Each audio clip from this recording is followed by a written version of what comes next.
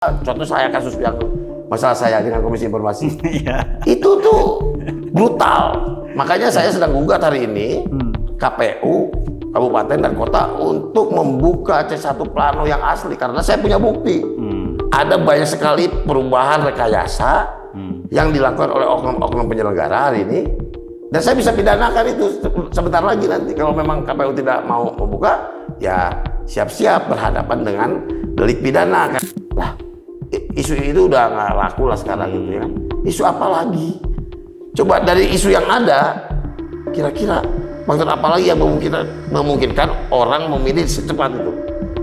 Kalau ya saya sih logikanya kalau itu nggak dibeli ya dipaksa atau diintimidasi. Hari ini birokrasi berbondong-bondong sudah merapat ke rumah pasangan calonnya. Itu juga kan belum bisa kita jadikan ukuran. Ini juga temuan kita loh. Plat merah mobil plat merah hari ini saya punya videonya. Sudah pada parkir. Ini ya. Jadi jangan sampai hal itu juga ini. Jadi ini belum ditetapkan lah. Pemenangnya belum ditetapkan. Jangan dulu melakukan upaya-upaya selebrasi yang berlebihan sehingga membuat opini.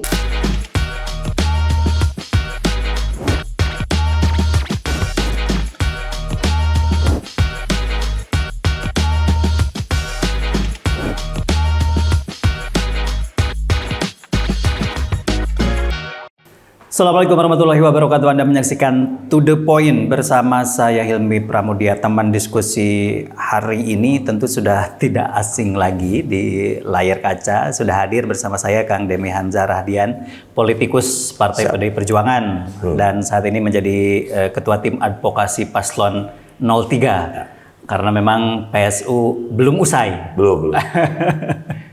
Apa kabar, Kang? Sehat, Kang. Kita akan sedikit flashback ke belakang lah. Waktu Mahkamah Konstitusi memutuskan mendiskualifikasi paslon nomor 3 untuk calon bupatinya saja ya, karena wakilnya kan tidak sebenarnya. Kemudian salah satu putusannya juga terkait dengan melakukan PSU di seluruh TPS gitu kan. Itu juga luar biasa gitu. Tapi sebenarnya ini kan waktu itu gitu sebenarnya dengan keputusan MK dulu nih, bukan PSU yang sekarang ya. Kita agak mundur sedikit. Secara pribadi misalnya Kang Demi itu kaget atau sebenarnya sudah memprediksi sih? Tentu kita kecewa ya dengan putusan PSU itu, tapi kekecewaan kita juga bukan berarti kita tidak mentaati dan menerima. Ya, pada akhirnya kita akan tunduk dan taat pada putusan Mahkamah Konstitusi yang kita sepakati bahwa Mahkamah itu adalah lembaga pemutus sengketa perselisihan pemilu. Ya, kekecewaan ada. Tapi dengan terjadinya hal itu, justru hari ini kita berkeyakinan bahwa gugatan kita akan diterima dan dimenangkan. Kenapa akan dimenangkan? Kemarin ketika kita dianggap cacat syarat ya, atau dianggap tidak memenuhi syarat sebagai calon bupati karena dianggap melewati masa jabatan itu. Nah ini kan urusannya sebenarnya KPU yang bermasalah gitu loh. Kenapa jadi kita yang mendapatkan imbas dari itu? Nah, justru harusnya ada sanksi juga terhadap KPU selaku penyelenggara yang telah melakukan kesalahan itu dan merugikan kita secara material. Kita dirugikan juga, moral juga dirugikan. Artinya ada kerugian secara material yang bisa dihitung, ada juga kerugian non material yang nah ini tentu kita pikirkan juga untuk ke depan apakah ini akan kita gugat juga secara perdata KPU. Mungkin saja kita akan gugat juga KPU. Nah, kedua keyakinan kita terkait permohonan sengketa MK hari ini akan dimenangkan. Orang Sunda mah cacak-cacak kamarinya. Ngan ukur syarat salah. Kemudian tuduhan pasangan lain terhadap kita tidak terbukti yang TSM-nya. Ya kan? Sudah di PSU.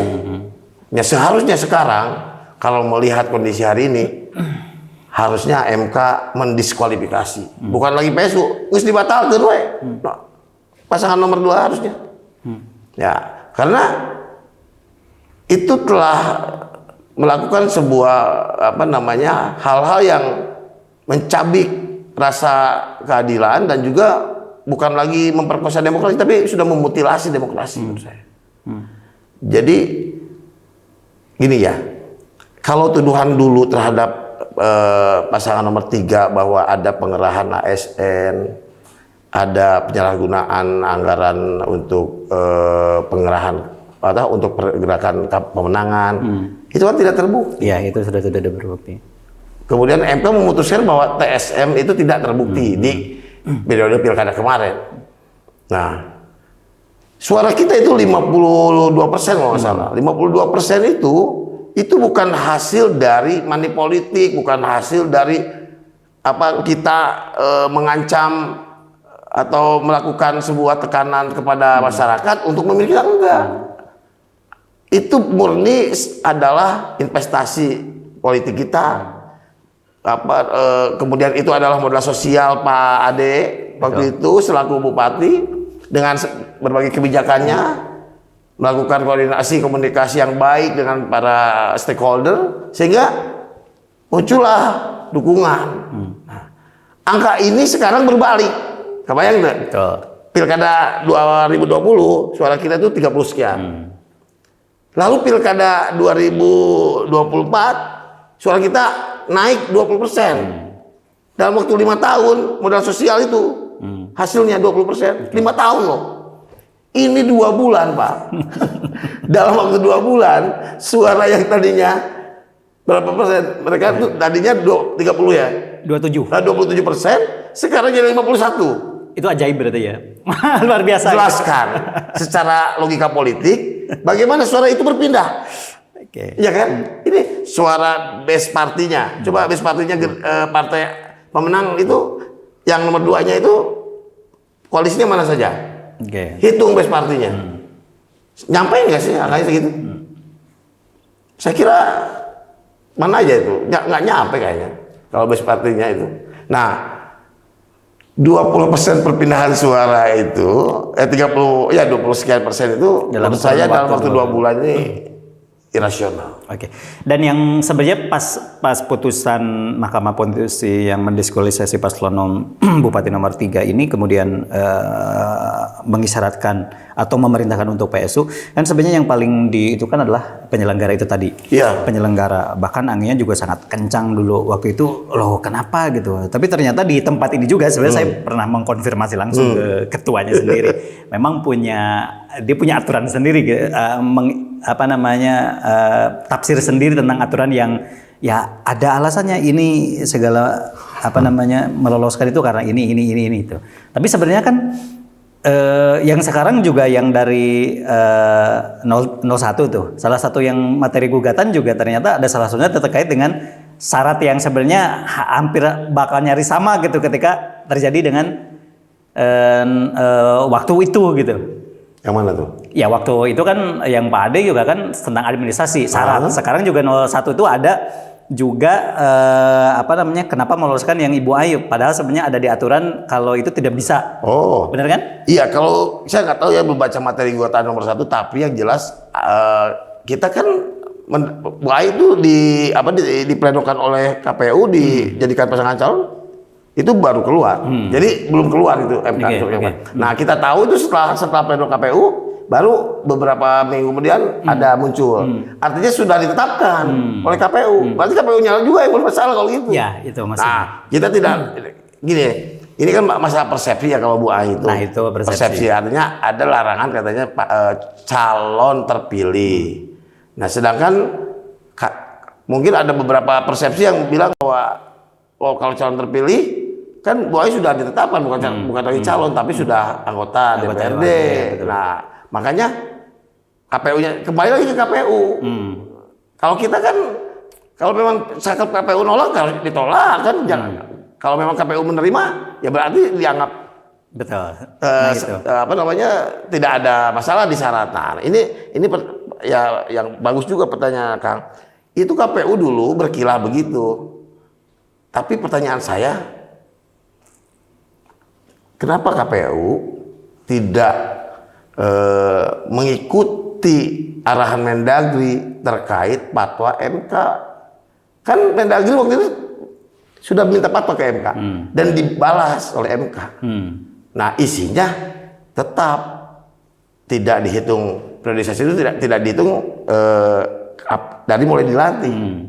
Ya kan? Nah, kenapa hal itu tidak disampaikan? Ya, dan itu tidak menjadi acuan untuk sebuah keputusan. Nah, kalau memang tahunya ada, harusnya KPU disampaikan dong. Ini dan kayak sengaja ada political trapping. Ya, KPU melakukan itu agar Pak Ade digagalkan. Dan yang jadi permasalahan yang semuanya punya persepsi juga ini, Kang, bahwa sebenarnya yang kemarin mendaftar ulang itu kan hanya nomor 3 kan? Ya. Sementara nomor 1, nomor 2 juga tidak daftar. Nah, itu kan gini, KPU lupa ya bahwa di amar putusan MK kemarin itu yang pertama amar putusan MK itu membatalkan pleno KPU terkait hasil pilkada.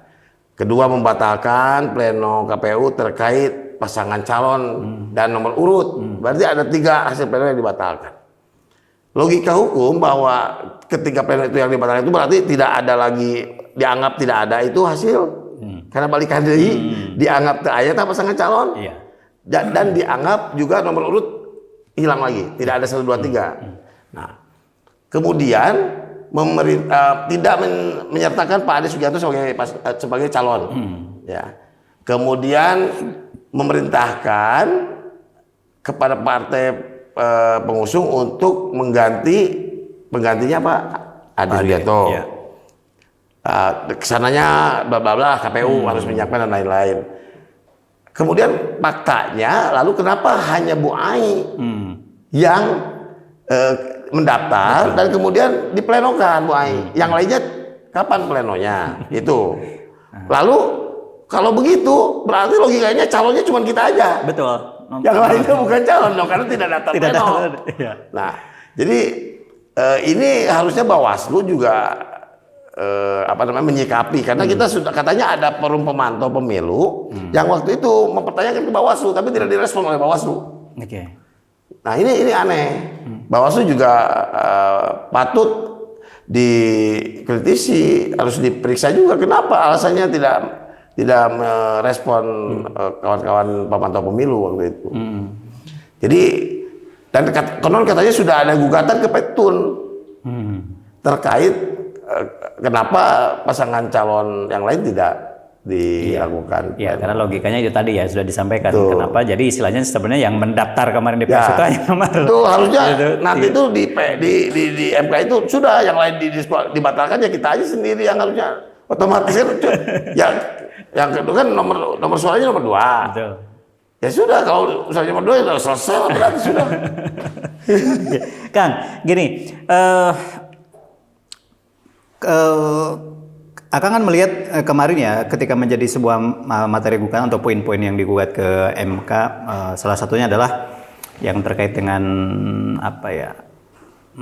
kondisi di lapangan yang memang tidak sesuai ya, bahkan banyak sekali istilahnya penyimpangan terkait dengan PSU ini. Nah, kalau misalnya di lapangan sebenarnya apa saja bukti-bukti yang memang telah tersiapkan atau seperti apa yang real terjadi ketika ini menjadi sebuah materi gugatan yang dilayangkan ke MK terkait dengan pelaksanaan PSU. Misalnya kan politik uang, pengarahan atau pengalat kekuasaan dan segala macam. Saya melihat yang pertama, kita melihat ada sesuatu yang ultra petita kalau bahasa hukum itu. Jadi ada sebuah kewenangan yang melampaui kewenangan. Contoh ya, saya tidak tahu, kita tuh menerima berita katanya ada surat laporan dari ke Kementerian Dalam Negeri terkait keberpihakan ASN terhadap salah satu pasangan calon.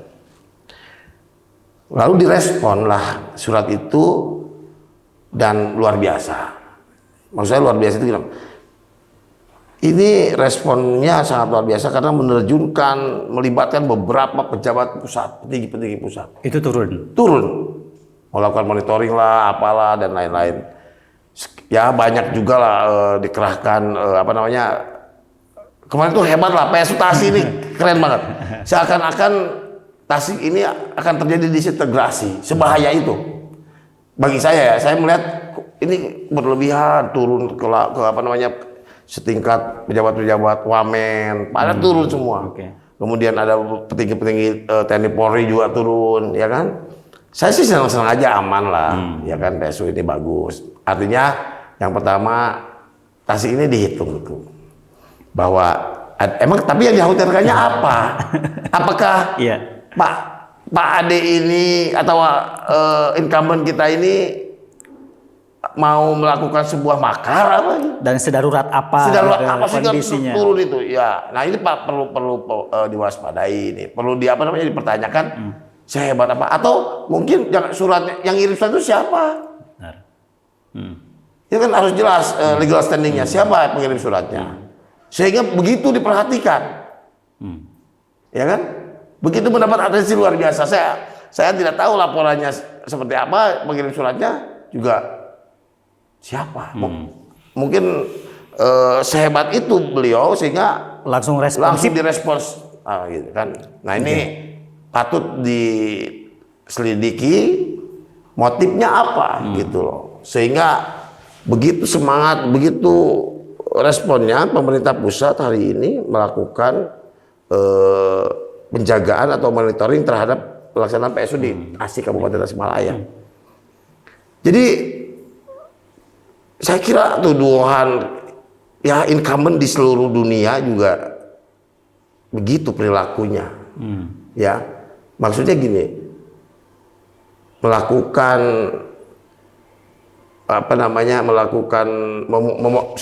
mengoptimalkan program-program yang ada, yang sedang dia jabat, dan pasti dimanfaatkan kondisi beliau sebagai pejabat, bupati atau siapapun akan melakukan hal yang sama. Ya, kalau hanya perkara hibah mah kan yang kan hibah kan. Betul. Yang kedua, lalu tiba-tiba hari ini waktu itu ya ada satu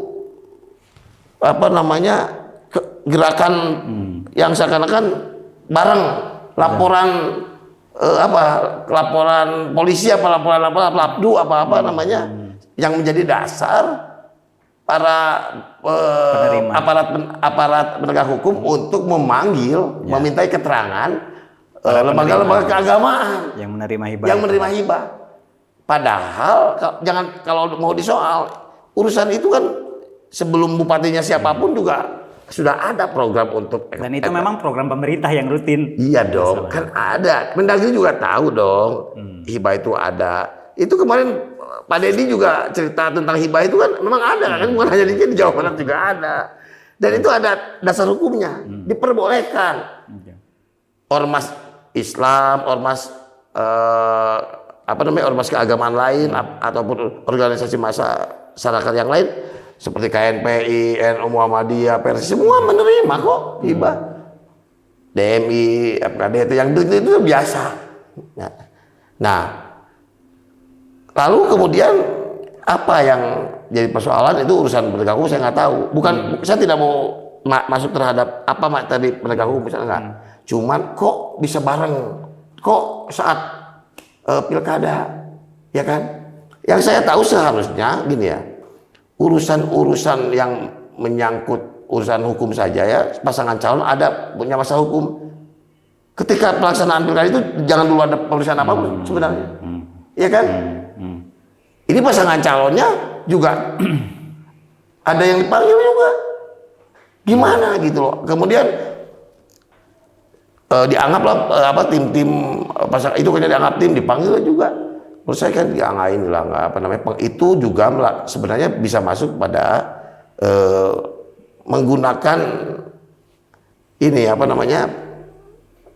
organ-organ negara untuk melakukan penekanan. Jadi Kang Deme melihat bahwa rangkaian-rangkaian yang terjadi sebelum PSU yang tadi ya kalau ini berbarengan, ketika misalnya ada laporan respon pemerintah pusat, kemudian tadi misalkan program itu masuk dalam tanda kutip semacam intimidasi dan kalau bukan intimidasi tapi secara psikologis tentu ini kan jadi aneh gitu. Mungkin siapapun yang diperiksa, dipanggil, dia bersalah atau tidak bersalah kan hanya toh hanya dipanggil, diminta keterangan. Tapi secara psikologis sangat mengganggu. Tapi Ya? secara psikologis siapa sih yang nggak, ya kan? Ya. Siapapun orangnya ketika ada suatu panggilan pastilah secara psikologis. Hai naon sih, naon ya kasih. Semua orang punya ketakutan itu. Ya mungkin ada yang memanfaatkan ketakutan itu mungkin ya. Tapi saya sih tidak mau menuduh itu. Yang jelas pertanyaan saya ini tidak mau menuduh bahwa itu ada muatan politik tidak. Tapi pertanyaannya, kok sekarang bisa? Kenapa nggak nanti atau setelah PSU atau kenapa nggak setelah PSU dilakukan kalau ada itu? Kenapa baru sekarang? Terus atas dasar laporan, oke, kalau atas dasar laporan, apakah tidak dipertimbangkan aspek-aspek lain menyangkut pertimbangan ini? Apakah tidak dipertimbangkan? Ini lagi PSU. Ya, keamanan kondusivitas masyarakat juga kan sebenarnya harus pertimbangan itu. Makanya saya kira kita tidak mau terlalu larut di sana, tapi itu silakanlah urusan penegak hukum ya. Kalau urusan ada penyimpangan, kalau diduga ada penyimpangan tapi bagus lah kalau memang responnya penegak hukum seperti itu tapi konsisten ya, jangan hanya tapi kalau kita laporkan yang lain juga harus sama gitu. Responnya harus sama dong. Okay. Nah itu kemudian yang jadi pertanyaan selanjutnya, ini kan ada pengamanan yang luar biasa ya, pengamanan di 3.000 personel katanya dipersiapkan untuk pengamanan PSU. Saya sih alhamdulillah PSU-nya aman. PSU-nya tertib, aman. Aman sekali. Oke. Tapi satu sisi komando politiknya aman juga gitu loh. Ini apakah tidak dengan adanya aparat penegak hukum yang menjaga PSU itu tidak mendeteksi? Nah pertanyaan saya kan itu. Apakah tidak terdeteksi masifnya money politik yang ada dan kita punya buktinya gitu. Buktinya kita sudah sampaikan ke MK. Itu pendataan siapa pengepulnya ya kan. Saya pikir kalau itu masuk pada kriteria terstruktur, sistemik dan masif itu masuk. Dilakukan oleh siapa? Ya dilakukan oleh siapapun. Tidak harus perangkat negara, tidak harus. Ya. Kalau dilakukannya oleh ternyata organ-organ swasta melakukan itu, apa itu bentuknya korporasi? Ya kalau masif ya itu sistemik mempengaruhi hasil. Kemudian tersebar di seluruh, ya itu TSM juga masuk gitu. Jadi saya melihat variabel sebagai syarat TSM ini juga sudah mencukupi. Maka saya pikir ada dua hal yang prinsip yang menjadi gugatan kita, bahwa PSU hari ini harus mendiskualifikasi salah satu pasangan karena yang pertama cacat secara konstitusi, dia tidak memenuhi syarat konstitusi, kewajiban konstitusinya tidak dilaksanakan yang seharusnya mendaftar. Seharusnya pasangan calon itu ditetapkan kembali. Betul. Yang kedua, secara pelanggaran pemilunya dia masuk juga ada di sana pidana pemilu money politik dan lain-lain. Dan kalau itu terbukti dan mahkamah insya Allah hari ini saya berhusnudon ya bahwa mahkamah hari ini punya niat yang sangat baik. Cacak-cacak tadi yang dulu ya, yang Pak Ade aja cuman administrasi tapi di PSU jigana ayeuna mah jigana ieu mah nya. Namun Mahkamah Konstitusi, hakim-hakimnya hari ini masih berpikir yang masih semangatnya sama dengan kemarin, konsisten, jigana diskualifikasi. Supaya lebih jelas, berarti materi yang digugat itu sebenarnya tadi terkait dengan atau target-target yang dari 03 itu ke MK itu, kalau misalnya terkait dengan teksnya tadi yang di materinya berarti ada politik uang, kan? Kemudian tadi kemudian terstruktur, sistematik dan masif.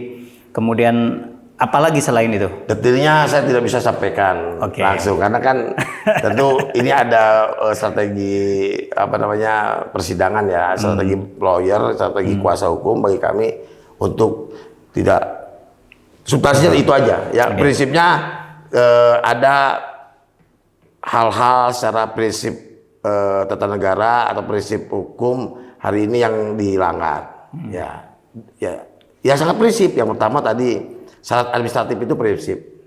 Yang kedua, yaitu pelanggaran pemilu itu prinsip.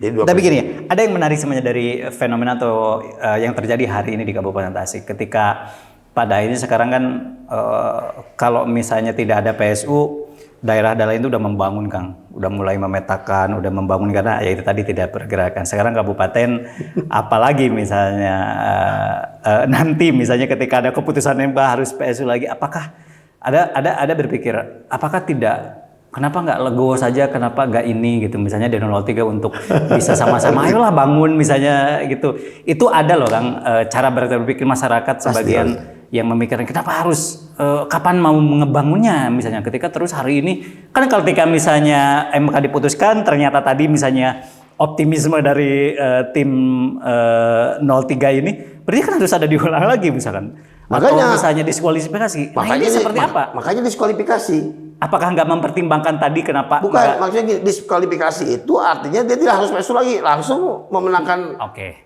Itu langsung. Ketika MK mendiskualifikasi, maka yang menang yang jelas lah. Pasangan calon nomor urut 3. Oke. Yang suaranya kedua terbanyak. Ini tidak harus ada opsi PSU lagi. Nggak kan? usah. Ini untuk menghemat anggaran jelas. Iya. Toh ya, siapapun pemimpinnya, sebenarnya kualitas kepemimpinan kita itu sama saja. Betul sih. Apa sih bedanya dari 3 ini? Plus minus ya, semua sama. Nggak ada yang, wah ini bisa menonjol seperti apa wah, gitu nggak, yang satu mah Superman nih. Nggak kan sama semuanya masyarakat kabupaten. Setuju kalau itu. Jadi gini, ternyata memilih pemimpin yang mahal ini kemudian tidak melahirkan juga pemimpin yang istimewa. Saya sih cenderung ke depan memang harus dievaluasi. Apakah pilkada ini harus dipilih lagi oleh masyarakat atau cukup dipilih oleh DPRD saja? Karena toh hasilnya sama-sama aja.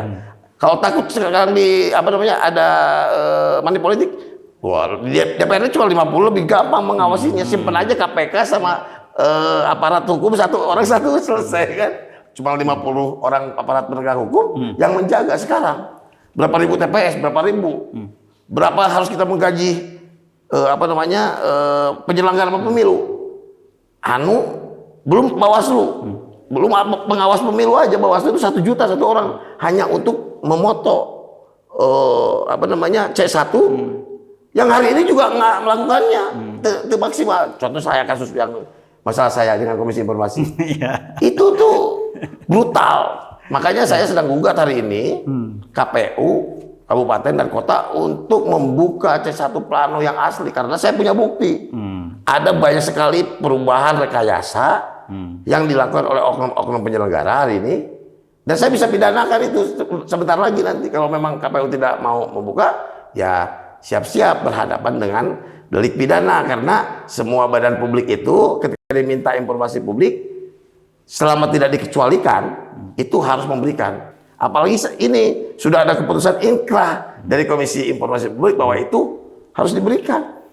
Sampai hari ini belum diberikan. Nah, nanti saya akan bongkar nih. Ini KPU ini harus diganti semua. Ya, jadi kalau yang ini memang dulu tuh Kang Demi ini pernah meminta keterbukaan informasi terkait dengan C1 ya. Dan Komisi Informasi sebenarnya sudah menginstruksikan KPU untuk bisa membuka dan diberi waktu 14 hari. Betul. Dan sampai saat ini belum dikasih-kasih nggak tapi dibuka. tenang.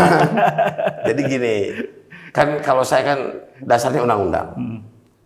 Ya kalau KPU mau melawan undang-undang silakan. Nah, tinggal bagaimana sekarang aparat hukum apakah berada di balik undang-undang, berada ingin menegakkan undang-undang atau bersama-sama yang akan melanggar undang-undang kan begitu. Ya sebenarnya kan dengan adanya keputusan KAI itu untuk memperbolehkan berarti KPU itu membangkang ya. Dia telah maladministrasi. Dia melakukan maladministrasi, dia menghindar dari kewajiban hukum. Betul. Nah, dan itu tidak boleh dibiarkan. Jadi pejabat PPID-nya harus bertanggung jawab. Kan jelas di Undang-Undang Nomor 8 Tahun 2014 itu bahwa badan publik manapun ya ketika diminta informasi publik yang tidak dikecualikan itu harus diberikan. Karena ada undang-undang keterbukaan informasi. Nah, pentingnya kan gini, negara itu membuat undang-undang keterbukaan informasi itu agar terjadi satu tatanan bernegara yang baik, good governance itu, transparansi dan lain-lain. Jadi sebenarnya negara ini udah luar biasa. Kita bisa mengakses informasi dan berhak melakukan itu. Nah, ketika tidak dilaksanakan maka ada Komisi Informasi sebagai lembaga pemutus sengketa, ya kan? Sama lah kayak MK gitu. Ini Komisi Informasi ini lembaga negara, jangan dianggap enteng. Ini harus ditaati. Tadi balik lagi Kang, ketika soal gugatan-gugatan yang ada di framing masyarakat hari ini itu kan ketika PSU digugat lagi, berarti nanti ketika menang akan PSU lagi, itu yang ada di framing di masyarakat. Padahal kan tadi sudah dijelaskan tidak seperti itu. Nah berarti ini yang sebenarnya itu tadi masyarakat tuh butuh edukasi di situ sebenarnya. Ketika ini kan tadi memang kenapa menggugat? Ya karena memang diberikan hak juga gitu, ketika merasa tidak diadil kan otomatis 03 bisa menggugat. Tapi ya itu tadi framing di masyarakat itu ketika ada PSU lagi nanti PSU lagi menang lagi digugat lagi. Kapan selesainya? Nah itu yang makanya, di masyarakat itu masih seperti itu kan. Sebenarnya kan gini, MK itu putusannya final dan mengikat. Sebenarnya kalau final seharusnya tuh selesai. Yang disebut final itu. Maka tidak boleh lagi ada putusan-putusan yang bisa digugat lagi. Betul. Seharusnya. Nah artinya keputusan ruang-ruang untuk MK ini kan sebenarnya dibuka sendiri oleh MK. Ya oleh. Iya, nah jadi kita ini hanya melaksanakan urusan mahal biaya itu kan sebenarnya itu konsekuensi. Kenapa negara juga membuka ruang itu? Ya artinya bagian dari kanyaan negara mereka warga negara kan gitu. Nah dikaitkan dengan anggaran ya, dikaitkan efisiensi dan lain-lain. Seharusnya justru pernyataan itu harus saya sampaikan kepada pihak nomor 2. Harusnya dong mereka legowo dari awal. Kenapa harus PSU tuh? Kenapa tidak ditetapkan saja? Dan dicari penggantinya saja gitu loh. Toh suara rakyat itu sudah jelas kemarin yang 52% itu ke kita. Dan tidak ujuk-ujuk 52 tanpa proses itu tuh hasil kita yang lama. Buktinya apa? Buktinya tidak terbukti TSM. Ya kan itu. Tapi sekarang dalam 2 bulan udah bisa membalikkan. Nah sekarang 2 bulan dengan waktu kita aja yang hampir 10 tahun ini melakukan pendekatan sosial ke masyarakat hanya dapat dari 30 itu ke 20. Nah, jadi ya 50. Sekarang dari 30 tiba-tiba jadi 50 dalam waktu 2 bulan. Logika politiknya di mana? Saya tidak bisa merasionalisasikan kepada, coba tanya pakar-pakar politik, ilmu politik. Kira-kira atau ilmu statistik. Bagaimana merubah merubah pilihan masyarakat secepat itu? Melakukan apa? Program nggak ada. Isu biasa aja. Sosialisasi nggak bisa karena sempit kan. Isunya masih jalan butut kan, masih begitu. Apa isunya pimpinan perempuan. Lah, isu itu udah nggak laku lah sekarang itu ya kan. Isu apa lagi? Coba dari isu yang ada, kira-kira faktor apa lagi yang memungkinkan orang memilih secepat itu? Kalau ya saya sih logikanya kalau itu nggak dibeli ya dipaksa atau diintimidasi. Hanya 2. Sok bapak udah punya pilihan nih. Nah, udah firm kan pilihannya. Yes. Dengan kondisi kebutuhan ekonomi hari ini dan kondisi ketakutan akan ancaman, kira-kira akan berubah itu. Contoh soksia lamun temilih isuk saya diteluh. Contoh ya. Ya itu psikologi. Ancaman kan bisa merubah dong.